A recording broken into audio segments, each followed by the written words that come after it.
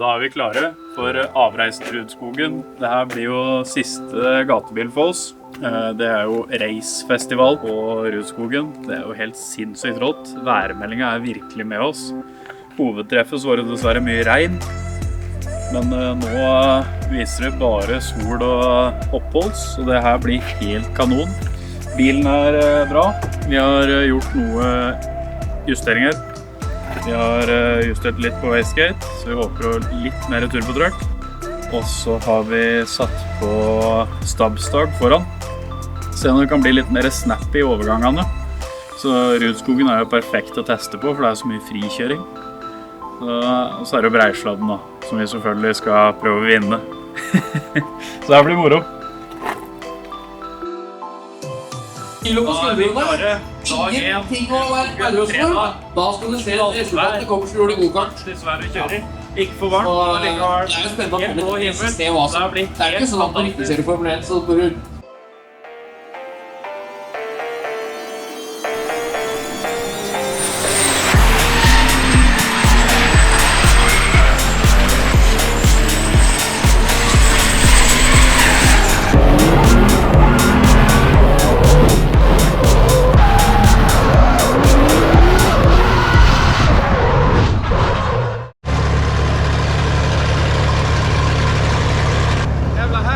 alltid på dig. Vad ska du ha sönder allt? Oj! Det er noen som stoppet midt i Breislandsvingen. Det funker dårlig. Det blir dårlig stemning då. Veldig dårlig stemning. Det smeller veldig godt. Nå kjørte vi jo litt og så la vi oss på bak Ringnesen. Og han lå bak Lynge. Eller vi lå egentlig ikke på en gang, vi lå litt med god avstand til dem. Og så inn i Breislandsvingen. Så slapp Lyngøy opp, og Ringnes lå jo helt på, og da bråbremsa Ringnes, så jeg pakka jo rett i siden på bilen hans. Så han har jo litt trøbbel med bakstilling, og vi har jo kanalen litt sånt nå. Jeg vet ikke hva som har skjedd innover, det kan fort hende at det er en aksel eller et eller annet sånt som har rykt. Neida, vi får fikse bilen. Så vi får dratt ut noe, og så får vi sjekke aksler og sånn. Og baksiden her sjekket vi før vi gikk nå, så den var rett. Men det kan fort hende at den akselen har fått seg en trøkk. Det var knekelig med en gang. Så vi får satse på det beste.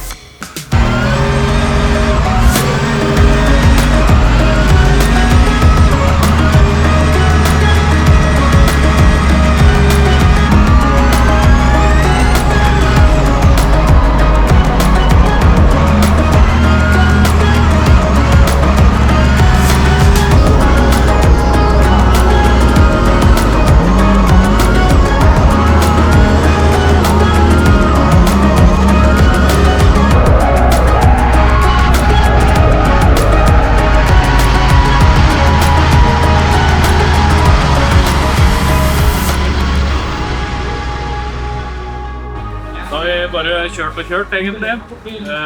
Bare rett inn, bytta hjul, rett ut. Og så gjorde vi det en gang til.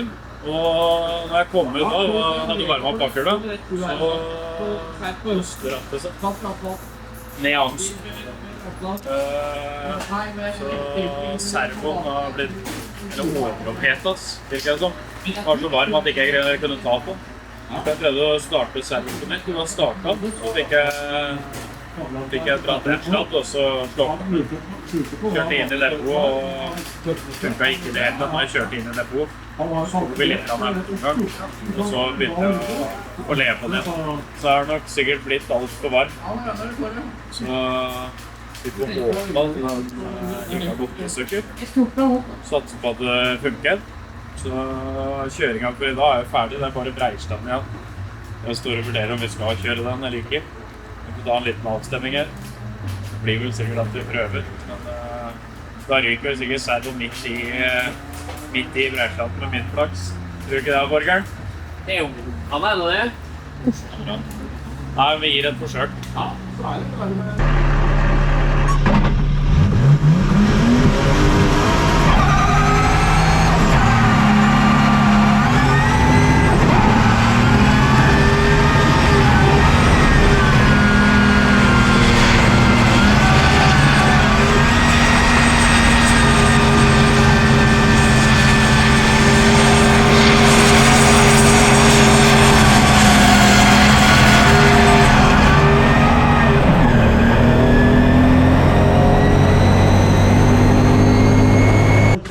har vi kjørt Breisladden. Vi merket det at bilen gikk bare dårligere og dårligere utover dagen her. Så vi regnet med at det var noe turbogreier eller sånt, men jeg tenkte vi får prøve Breisladden uansett. Og linjer og sånn, helt supert, gikk kjempebra, nærme kjegla. Ikke noe effekt i det hele tatt nesten, så hadde ikke noe særlig med røyk, og ikke noe særlig med vinkel. Så jeg måtte bare holde flatt imellom, overalt. Og jeg kunne ikke gire opp til fjerde, eller for det hadde den ikke orket. Så nå er den i gang, og peller opp turboen allerede. Så ser vi om det er det som er problemet, eller om det er wastegate, eller ja. Og finne ut så langt det veldig mye eksos, og det kan jo ha en stor faktor at det er det som er problemet. Vi har jo veldig mye baktrykk med eksosanlegg, så det kan være det som gjør at vi får så mye baktrykk, at det begynner å lekke overalt. For eksempel, bare pelle opp, og så vil vi se i løpet av kvelden hva løsningen blir. Vi har jo med oss bare å trenge. Så nå skrur guttene hardlinjen, så er vi kjempeklare for i morgen. Dagen har jo vært helt fantastisk. Så snu kamera da, så får du si hvordan du har hatt det. Veldig bra. Det er bra.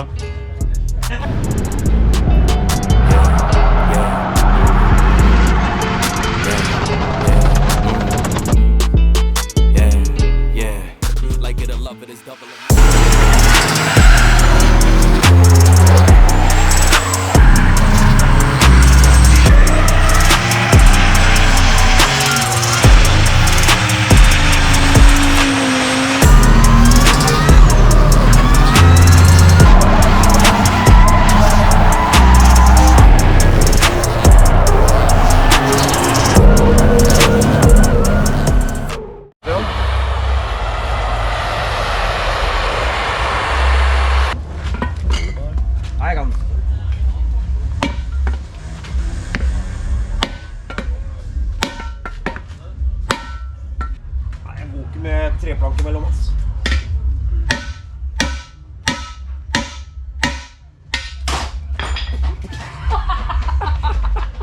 Bare for at han ikke slår huene av dere, men legg av meg! Ja, nå tror jeg går. Jeg må gjemme meg bak bilen eller et eller annet sånt, for her er det jo faen meg livsfarlig å være. Alle må gå inn i bussen. Åh, det der får være. Du varmer litt til, eller? Ja. Nå er dagen her på gatebil over, så siste passet nå så dyttet vi litt på Why Not Drifting, Erik Tveit.